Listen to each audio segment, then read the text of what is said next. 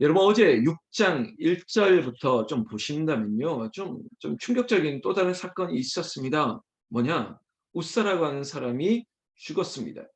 여러분 그것은 하나님의 경고였습니다. 하나님의 경고. 다윗이 이스라엘의 왕이 되었고 그 왕이 되어서 마치 공식적인 국가 행사와 같은 일로 법궤를 모시려고 했습니다. 그 일들을 치르는 중에 웃사가 죽었다는 것입니다. 어쩌면은 웃사가 특별히 잘못한 것 없을 것 같은 그냥 법궤가 넘어지는 그것들을 좀 예방하고 방지하는 차원에서 어쩌면은 급하게 하나님의 궤를 붙들은 것밖에 없다고 하는데, 그런데 여호와 하나님은 그의 잘못을 보고 진노하셨고 그곳에서 웃사를 쳐서 죽게 했습니다. 여러분 이것이 어제의 사건이었는데 인간적인 눈으로 보면 이게 뭐지? 이게 갑자기 이럴 수가 있나? 아니 뭘 그렇게 잘못했는데 그가 한번 손댔다는 게 그게 그렇게 큰 잘못이야? 여러분 제가 가끔 이런 얘기하지 않습니까? 어떤 현상, 사건 뒤에 보이지 않는 일들이 참 많습니다. 보이지 않는 손들도 많습니다. 그리고 여러분들은 단편적으로 보는 사건 하나지만 목사는 그 단편, 파편 조각들이 얼마나 많은 것을 알고 있습니다. 그래서 우리가 인간적인 해석을 하고 인간적으로 뭐 이게 휴머니티처럼 아이 불쌍하네, 치근하네, 약자, 우리가 약한 사람에게 손뼉을 치고 응원해야지 그런 의미가 아니라는 것입니다. 웃사의 죽음은 하나님의 경고였습니다. 그리고 이스라엘 백성들을 향한 영적 교훈이 되게 했습니다. 마치 웃사가 죽은 그 자리를 베레스 웃사라고 하면서 오늘까지 그 이름이 백성들에게 전해지게 했다는 것이죠. 여러분 그 이름의 뜻이 무엇입니까? 웃사를 침이라는 뜻입니다. 웃사를 쳤다. 베레스 웃사. 근데 웃사를 왜 쳤다는 것은 웃사를 왜 하나님 쳤을까? 하나님이 아시죠.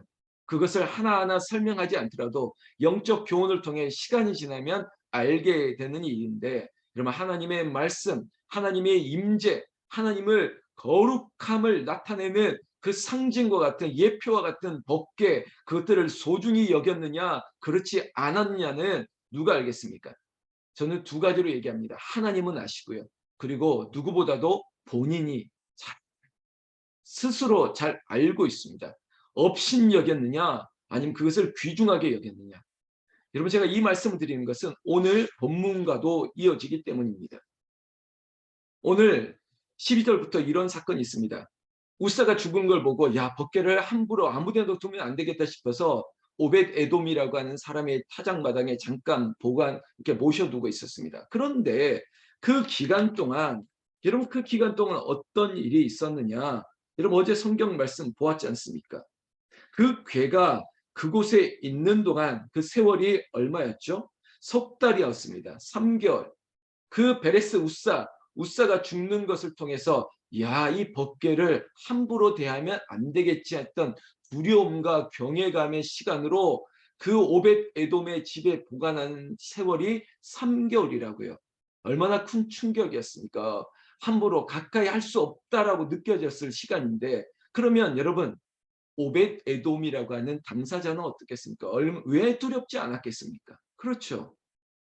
웃사가 손만 대도 죽었다는 걸 아는 오벳 에돔은 자기 집에 이 법궤가 있을 때 왜 두렵지 않았을까요?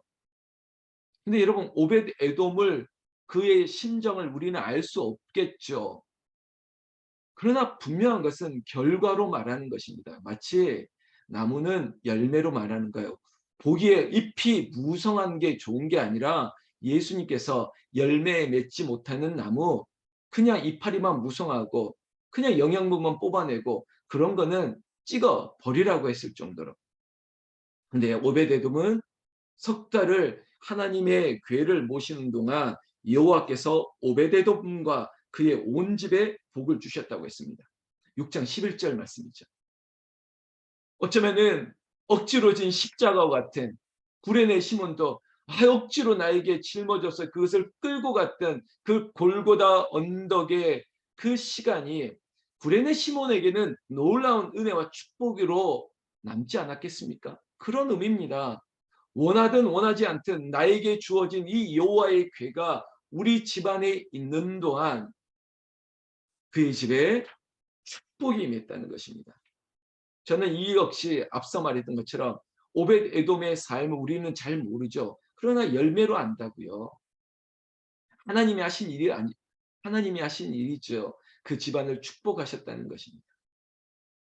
나는 여러분들의 가정도 이 말씀을 사모하고 순전하게 온전하게 말씀 가운데 있을 때 여러분들의 집이 온 집안이 하나님의 복으로 가득하기를 나는 예수님의 이름으로 축원합니다.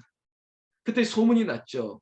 12절 어떤 사람이 등장합니다. 어떤 사람이 누군지 모르겠죠. 그런데 다윗에게 말합니다. 왕이여 여호와께서 하나님의 궤로 말미암아 오베드에돔의 집과 그의 모든 소유에 복을 주셨다 한지라 이겁니다. 저는 영적 사모함이 있었으면 좋겠습니다. 그래 복을 받아야지. 여러분 사람들 인정받고 칭찬받고 박수받고 그게 복이 아니라니까요. 하나님께 복을 받아야 돼요. 근데 그게 신앙의 열심입니다. 여러분 다윗이 그저 뺏어온 것이라고 생각하지 마십시오. 어쩌면 그럴 수도 있겠죠. 그러나 왕으로서 하나님의 궤를 이제는 성전으로 모셔드리고 그리고 성전을 앞으로 중수하고 하나님 나라를 향한 새로운 일들을 위해서 다윗은 시작을 알리고 있는 것입니다. 오벳 에돔의 집에 있는 여호와의 궤를 이제 다윗성으로 가져와야겠다고 결정했습니다. 그리고 그것을 가지고 오는 과정 가운데 소중하게 베레스 우사를 친 사건의 교훈을 받아서 정말 소중하게. 그래서 제가 우사의 죽음이 우리에게 어떤 교훈이 될지 분명하게 영적 자각을 일으켰다는 것입니다. 그래 하나님의 말씀은 소중하지. 하나님의 궤는 소중한 거야. 모두가 알았어요. 여러분 아나니아의 삽비라 사건을 통해서 성령을 속일 수 없다는 교훈을 얻었습니다. 인간적으로 너무 안 됐다 찌찌찌 하고 끝날 것이 아니라 그 사건으로 성령을 속이면 안 돼. 그것이 물질이든 내 마음이든 오늘 이 베레스의 우사의 사건을 통해서 하나님의 궤가 얼마나 소중한데 하나님의 말씀 앞에 얼마나 소중한데 이것들을 모셔드릴 때 내 마음부터 소중하게 여러분 온라인 예배 드릴 때 한때 온라인 예배 에티켓 그랬지 않습니까? 비록 우리 집안에서 유튜브로 예배를 드리고 줌으로 예배 드려도 그래도 우리의 마음가짐 우리가 성전에 나올 때 입는 옷차림은 아닐지라도 그래 그저 소파에 발을 올리고 그저 누워서 예배드리고 그런 건 하지 말아야지. 그걸 굳이 에티켓이라고 말했지 않습니까? 여러분 우리는 그런 사람들 아니지 않습니까? 비록 환경이 이럴지라도 내가 그래도 주님 앞에 이 모니터 화면 앞에 스마트폰 앞에 있을지라도 그러나 이곳이 예배당이라고 하는 몸과 마음의 가짐이 있는 거죠. 다윗은 그가 베옷을 입었습니다. 그리고 오심을 맞이하고 있습니다. 여호와의 나팔을 불고 그리고 그것을 보자 여러분 너무 기뻐서 춤을 춘 것입니다. 16절에 춤을 추는 것을 누가 봤냐? 저 창가에서 그의 아내 미갈이 쳐다보면서 여러분 16절의 마지막 구절을 여러분 한번 밑줄을 끄고 그리고 꼭 새기십시오. 심중에 그를 업신여기니라. 여러분 이거 뭐 한자 아닙니까? 마음 그 가운데 업신여겼다고요. 누구를? 다윗을. 여러분 이러면 안 됩니다. 마음으로 다윗을 업신여겼다는 것입니다. 여러분 지금 다윗은 지금 이스라엘의 새로운 역사를 이끌어가야 될 사람입니다.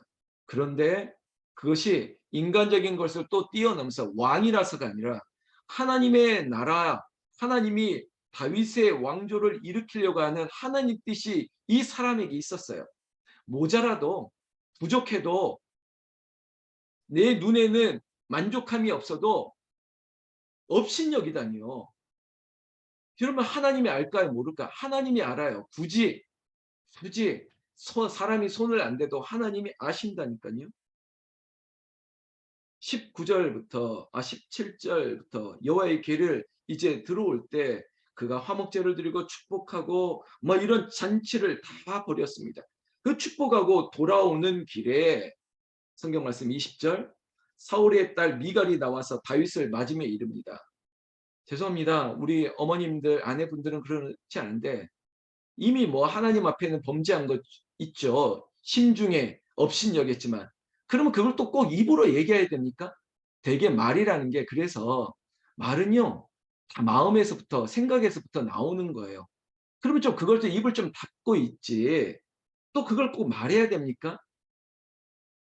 다윗을 맞으며 이르되 이스라엘 왕이 오늘 어떻게 영화로우신지 여러분 어떻게 영화로우신지 이거 비꼬는 거 아니겠습니까? 아이고 희양찬란하네요. 막 이런 거 있지 않습니까? 어마무시하대요. 막 이런 거. 이 비꼬는 거 아닙니까? 그러면서 보십시오. 방탕한 자가 염치 없이 자기의 몸을 드러내는 것처럼 오늘 그의 신복의 계집 중에 종의 눈 앞에서 몸을 드러내셨도다. 야, 방탕하게 몸을 드러냈는데 그리고 마지막에는 꼭 립 서비스처럼 아유, 제 계집종의 눈앞에서 아유, 저도 보잘것없지만 당신은 더 보잘것없네요. 이런 거. 이건 웃긴 말이죠. 여러분 다윗이 어떻게 했을까요? 다윗이 성질이 더러웠을까요? 그냥 그래서 그랬을까요? 다윗이 미갈에게 이릅니다. 이는 여호와 앞에서 한 것이라. 이거예요. 여러분 내가 하나님 앞에 한 것이지 사람 앞에 한 게 아니었다. 사람에게 보이려고 한 것도 아니었고 하나님 앞에 한 것이야. 이겁니다. 이게 그의 기조였어요. 그래서 나는 여호와 앞에 뛰는 것이지 네가 보기에 업신여기거나 네가 보기에 방탕한 자같이 술 취한 것처럼 그렇게 춤춘 것 너에게 보이려고 한 거 아니야. 그리고 나서 22절부터 내가 이보다 더 낮아져서 스스로 천하게 보일지라도 이겁니다. 네가 보기에 아무리 그럴지라도 나는 여호와 앞에 그대로 뛰놀 것이라는 것입니다. 그러면서 이제 미가를 향한 어쩌면 저주죠. 네가 말한 바 계집종에게는 내가 높임을 받으리라 한지라.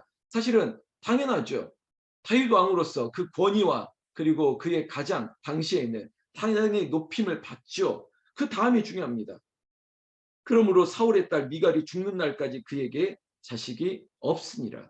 여러분 인과관계예요. 신중에 업신여기고 그리고 다윗을 향해서 그가 마치 폄하하고 비난했던 그의 입술의 죄가가 꼭 가장에게 남편에게 어떻게 해서가 아니라 하나님의 나라 하나님의 말씀이 이제 다윗성에서 새로운 역사를 써내려가려고 하는 이 즐거운 때에 꼭 이런 사람이 있다는 거죠.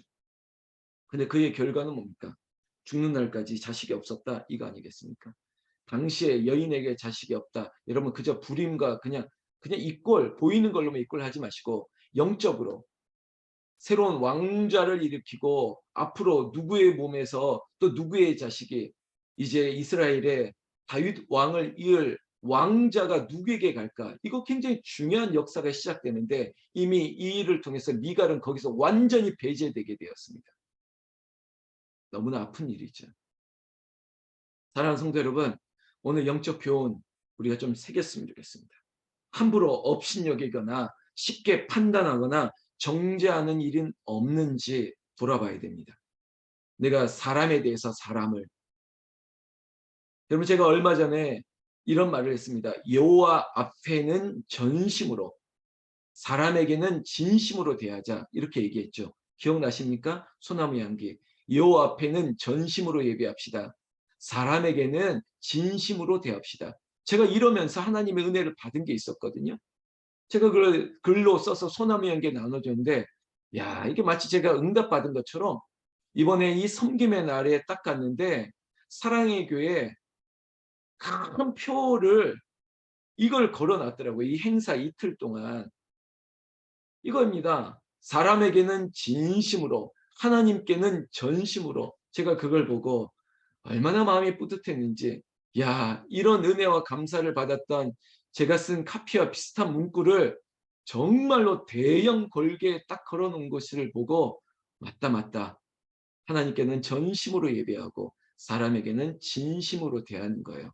함부로 업신여기거나 비난하거나 판단하거나 정죄하는 일이 없도록 여러분 오늘 특별히 여러분 옆에 있는 남편에게 아내에게 우리가 만나는 사람에게 진심으로 대하고 그리고 하나님의 나라 교회를 위해서 전심으로 예배하는 마음이 있다면 하나님께서 복을 주실 수밖에 없습니다. 그런 복이 뛰어놀며 춤추는 다윗처럼 오늘 하루도 기뻐하기를 예수님의 이름으로 축원합니다. 축원합니다.